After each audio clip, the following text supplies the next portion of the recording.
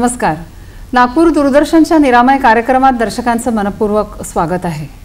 दर्शक हो, मानवी जीवन अतिशय सुंदर आणि उपयुक्त ठरतं, पण जर ते शरीर आणि मन स्वस्थ असेल तरच. आपल्या समाजाचा सगळ्यात संवेदनशील घटक म्हणजे गर्भवती स्त्री आणि तिला होणारं बाळ आणि बालकं. त्यांचं आरोग्य चांगलं राहावं म्हणून गर्भावस्थेपासून तर बालकाच्या जन्मापासून ते बाळ मोठं होईपर्यंत आपण अनेक प्रतिबंधात्मक उपचार करतो. त्यातला एक महत्त्वाचा भाग म्हणजे लसीकरण. म्हणूनच माता आणि बालसंगोपन या राष्ट्रीय कार्यक्रमाच्या अंतर्गत माता आणि बाल यांचं लसीकरण हा अतिशय महत्त्वाचा मुद्दा आहे. या विषयावर आज आपण चर्चा करणार आहोत. आपल्याला मार्गदर्शन करण्यासाठी इथे आले आहेत डॉक्टर बकुल पांडे. नमस्कार मॅडम. नमस्कार. दर्शक हो, डॉक्टर बकुल पांडे या स्त्रीरोग तज्ज्ञ असून नागपूर म्युनिसिपल कॉर्पोरेशनच्या माता मृत्यू विभागात नोडल ऑफिसर या हुद्द्यावर त्या काम करत आहेत. त्यांच्या मार्गदर्शनाचा आपण लाभ घेऊया. तर डॉक्टर, मी प्रथम तुम्हाला विचारेन की प्रतिबंध आणि उपचार याच्यामध्ये नेमका काय फरक आहे ते तुम्ही दर्शकांना सांगा. प्रतिबंध हा रोगाच्या पूर्वी रोग होऊ नये म्हणून जे केल्या जातं त्याला प्रतिबंधात्मक उपाय म्हणतात. आणि एकदा का रोग तो जडला की त्याच्यानंतर त्याच्यावर जे उपचारात्मक हे केल्या जातात त्याला म्हणतात उपचार. म्हणजे प्रतिबंध हा आजार होण्याच्या प्रतिबंध हा आजाराच्या आधी आणि उपचार हा औषधोपचार हा नंतर, रोग झाल्यानंतर जे होतं त्याला औषधोपचार म्हणतात. मग कुठल्या आजारांच्या संदर्भात प्रतिबंधात्मक उपचार आपल्याला घेता येतात? साधारणतः 7 वॅक्सिन प्रिव्हेंटेबल डिसीजेस म्हणतात त्याला. तर ते आहेत जसे डिप्थेरिया म्हणजे डांग्या खोकला, पर्ट्युसिस, घटसर्प, टिटॅनस, धनुर्वात याच्यासारखे हे 6-7 रोग आहेत. हे कावीळ, BCG, ट्युबरक्युलोसिस जो आहे, TB होणारा, तर हे सगळे रोग आपल्याला त्यांनी प्रिव्हेंट करू शकतो. त्याच्यासाठी प्रतिबंधात्मक लसी उपलब्ध आहेत. लस मुळात सुरू करण्याचं काम हे असेल का की हे आजार पसरतात असं काही आहे का? म्हणजे हे आजार पसरणारे आहेत? हो, हे आजार पसरणारे आहेत. शिवाय त्याच्यामुळे होणारे माता मृत्यू आणि बालमृत्यू हे अति जास्त प्रमाणात आहे की ज्यामुळे सरकारला या लसी उपलब्ध करून द्याव्या लागल्या त्यांच्या मार्फत की जेणेकरून हे माता आणि बालक 5 वर्षाच्या खाली यांची इम्युन सिस्टम म्हणजे त्यांची रोगप्रतिकारक शक्ती ही खूप कमी असते. त्यांना इझिली रोग होतो आणि त्याच्यामुळे त्यांचा मृत्यूदरही जास्ती असतो. तो टाळण्याकरिता म्हणून या लसी उपलब्ध करून दिल्या गेल्या. त्याचे एक विशिष्ट शेड्यूल बनवलेलं आहे की जसं जन्मतं या लसी द्यायच्या त्याच्यानंतर या कार्यक्रमात. तर डॉक्टर, लसीकरण म्हणजे नेमकं काय? लसीकरण म्हणजे इंजेक्शन देणं. जसं प्रतिबंधात्मक उपाय आपण हे पाहिले की त्याच्यामध्ये आपण त्या लसी देणार, तर या लसी देण्याच्या प्रोसेसला म्हणतात लसीकरण. अच्छा, मग काही लसींचे प्रकार असतील? हो, लसींचे 2 प्रकार आहेत. एक साधारणतः इंजेक्टेबल लसी असतात आणि दुसरे असतात जे ड्रॉप्स, जसे पोलिओचे ड्रॉप्स असतात, ओरल पोलिओ. त्याच्याशिवाय जर आणखीन आपण क्लिनिकली त्याचा विचार केला तर 2 प्रकारचे की ज्याच्यात एक जीवित विषाणू असतात, त्याला म्हणतात लाईव्ह वॅक्सिन्स, आणि काही असतात किल्ड की त्याच्यामध्ये त्या जंतूचा याच्यामधला किल्ड प्रकार जो असतो तो त्या लसींमध्ये वापरले जातात. जंतूंपासूनच बनवतात ज्या जंतूंमुळे आजार होतो, परंतु काही जिवंत वापरल्या जातात किंवा काहींमध्ये कमी असतं. अच्छा, मग डॉक्टर, हे लस जर दिली तर तो आजार कधीच होणार नाही याची 100% खात्री असते का आपल्याला? आपण जेव्हा लस दिल्या जाते, लस दिल्यानंतर प्रत्येकच पेशंटला 100% त्याच्यामध्ये गुण येईलच किंवा त्याची रोगप्रतिकारक शक्ती 100% होईलच असं सांगता येत नाही. साधारणतः 85 ते 90% मुलांमध्ये रोगप्रतिकारक शक्ती ही तयार होते आणि उरलेल्या 10% लोकांमध्ये मात्र मग ते होऊ शकतात. पण तसे चान्सेस आपण 90%चा विचार करावा की 90% फायदा होत होतो. डॉक्टर, हे जे आजार होतात लस दिल्यानंतर सुद्धा तुम्ही म्हणालात की काही मुलांना आजार होतात, तर मग ह्या आजारांचा काही तीव्रता किंवा सिव्हिरिटी डेफिनेटली कमी असते.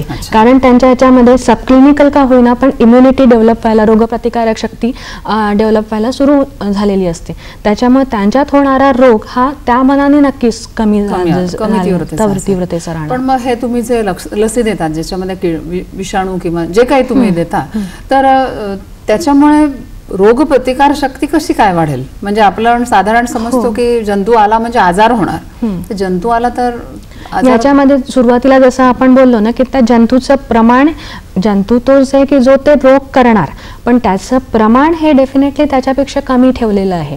आणि त्याच्यातले जे लाईव्ह वॅक्सिन आणि किल्ड आपण जे म्हटलं, तर लाईव्ह वॅक्सिनमध्ये म्हणजे तो जसं टीबीचा आपण उदाहरण करू की BCG जे आपण इंजेक्शन सुरुवातीला बाळाला देतो त्याच्यामध्ये लाईव्ह वॅक्सिन आहे. तर तो प्रमाण इतकं कमी असतं त्या बॅसिलायचं की ते शरीरात आत गेल्यानंतर तो तिथे त्याचं रिप्रोडक्शन म्हणजे त्याची प्रजननी वाढ होते आणि ते वाढ होऊन शरीर त्याच्या अगेन्स्टमध्ये रोगप्रतिकारक शक्ती डेव्हलप करायला सुरुवात होते. आणि त्याच्यामुळे कसं होतं, जेव्हा नंतर तो माणूस व्यक्ती त्या याला रोगाला जरी एक्सपोज झाली की जर समजून घ्या की TB कोणाला आहे त्याच्या ह्याच्यामध्ये हा मुलगा गेला संपर्कात आला तरी त्याच्या ह्याच्यामध्ये ते ऑलरेडी अँटीबॉडीज असल्यामुळे ते इन्फेक्शन त्याला होत नाही, असं त्याच्यामध्ये एक हे आहे. आणि किल्ड वॅक्सिन जेव्हा असतं ते किल्ड वॅक्सिनमध्ये पण सेम, पण आपण त्याला बूस्टर द्यावे लागतात कारण एका ठराविक पिरियड पर्यंतच त्याची इम्युनिटी डेव्हलप होते, उपयोग होतो. आणि त्याच्यानंतर मग त्याची उपयोग म्हणजे तो जो दिला होता डोस त्याच्या अगेन्स्ट मध्ये जर जेवढे डेव्हलप झाले तेवढे झाले, त्याच्यानंतर परत होत नाहीत.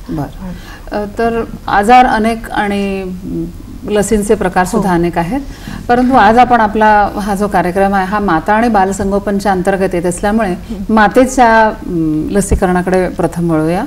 तर जर का पहिली खेप असेल तर त्या गर्भवती स्त्रीनं कोणती लस घ्यावी आणि केव्हा आणि किती घ्याव्या? गर्भवती स्त्रीने टिटॅनसची धनुर्वाताची लस घेणं अत्यावश्यक आहे. आणि ही जी धनुर्वाताच्या लस जी असतात त्याचे 2 डोसेस दिल्या जातात. त्या 2 डोसेसमधलं अंतर हे कमीत कमी 4 आठवड्याचं असावं. आणि दुसरा डोस जो आहे तो आयडियली तसं पाहिलं तर डिलिव्हरीच्या 4 आठवडे आधी म्हणजे 1 महिनाभर आधी दिला गेला पाहिजे. पण आपण आजकाल बघतो की एखादी स्त्री गर्भवती झाल्यावर लगेच तिला डोस दिला जातो. कारण कसं असतं, भारतामध्ये लेबर क्लास जो आहे कामकरी रोजच्या कामांवर असणारे त्या लोकांच्या विजिट्स खूप कमी असतात डॉक्टर जवळ. एकदा ती पेशंट आली तर ती माहित नाही तुम्हाला नेक्स्ट टाइम ती कधी येणार.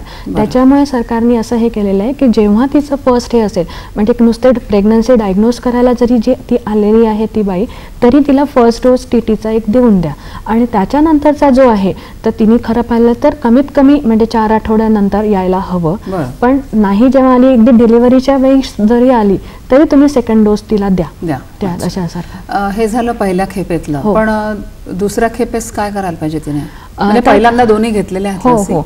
आता याच्यामध्ये कसं आहे की दुसरं बाळंतपण म्हणजे दुसऱ्यांदा ती जर का गरोदर ही 2 वर्षाच्या आत राहत असेल तर तिला एकच डोस सफिशियंट आहे. त्याला बूस्टर म्हणतात, टिटॅनस धनुर्वाताचा बूस्टर. पण जर का ती त्यानंतर म्हणजे तिचं बाळ हे 3 वर्षाच्या नंतर येणार असेल तर मात्र तिला सेकंड डोस पण घेतला गेला पाहिजे धनुर्वाताचा. त्याच्या ह्याच्यामध्ये आपण परत सेम शेड्यूल जसं 2 आपण आधी दिले तसे 2 हे आता देणार. अच्छा. तर डॉक्टर, टिटॅनस म्हणजे हे धनुर्वाताचंच इंजेक्शन खास करून का दिलं जातं आणि का घेणं गरजेचं आहे हे तुम्ही आमच्या दर्शकांना सांगा. कारण बरेचसे ग्रामीण दर्शक सुद्धा असतात, त्यांना माहिती. धनुर्वात हा जो हे आहे तर ही याच्यामध्ये कोणत्याही तीव्र व्रण झाला तर त्याच्यामध्ये इन्फेक्शन होऊन हे होतं आणि त्याच्यामध्ये जवळपास 100% मॉर्टॅलिटी म्हणजे 100% मृत्यू हा अटळ आहे टिटॅनस झाल्यास. आणि हे केवळ आईलाच म्हणून नाही तर बाळाची जी नाळ कापल्या जाते त्याच्यातूनही बाळाला इन्फेक्शन होऊ शकतं.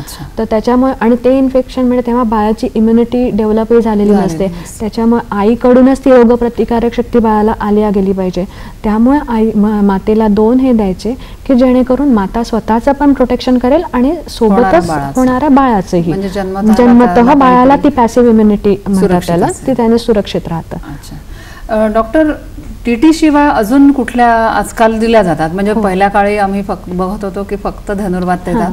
नाही, आजकाल कसं स्वाईन फ्लूचं प्रमाण वाढलेलं आहे. मधल्या काळामध्ये जसं पावसाळा सुरू होतो त्या दरम्यान म्हणजे जून जुलैच्या जवळपास तिथे स्वाईन फ्लूचा प्रकोप आल्यासारखं हे झालं.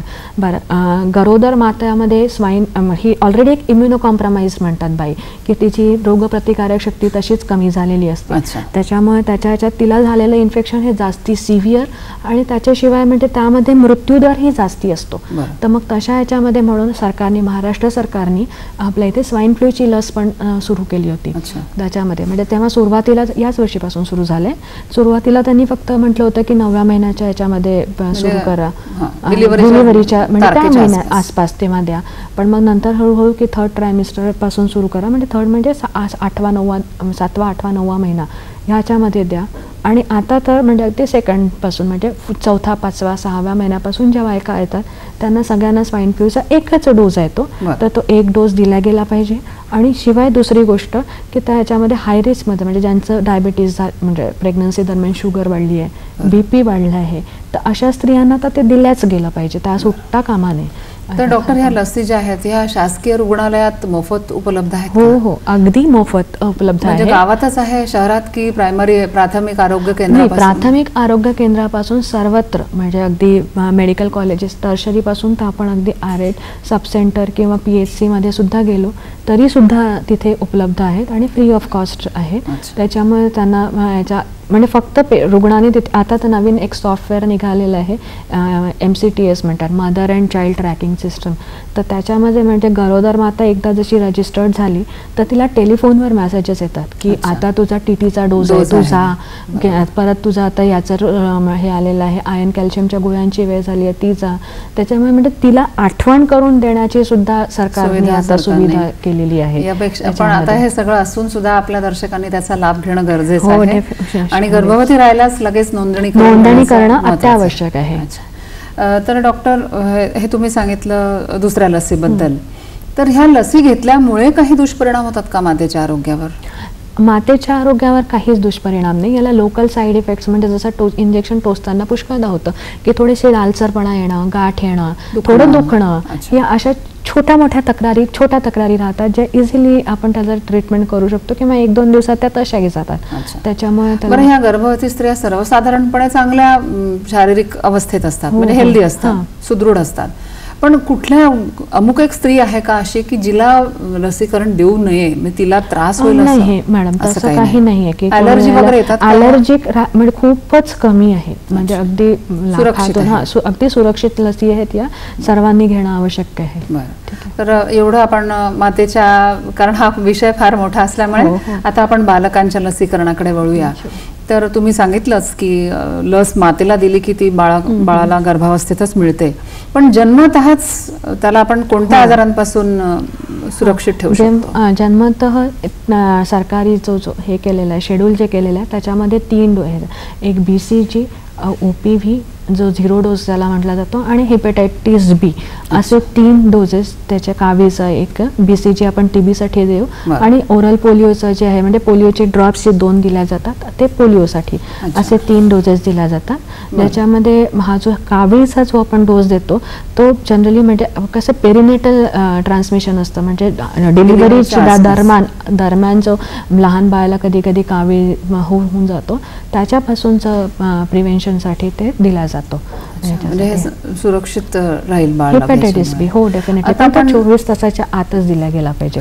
ते मला विचारायचं होतं की 24 तासाच्या आतच आपण बालकाला हेपॅटायटिसची लस देतो असं ऐकतो, तर त्याचं कारण त्याला तेच ते पेरिनेटल ट्रान्समिशन म्हणजे आईकडून, आईच्या स्त्रावांमधून त्याला जे बाळाला इन्फेक्शन होणार आहे कावीळचं, तर त्याच्या प्रोटेक्शनसाठी त्याला त्या 24 तासाच्या आतच दिला गेला तर त्याचा तो इफेक्ट राहणार. म्हणून ते फक्त त्या दरम्यान.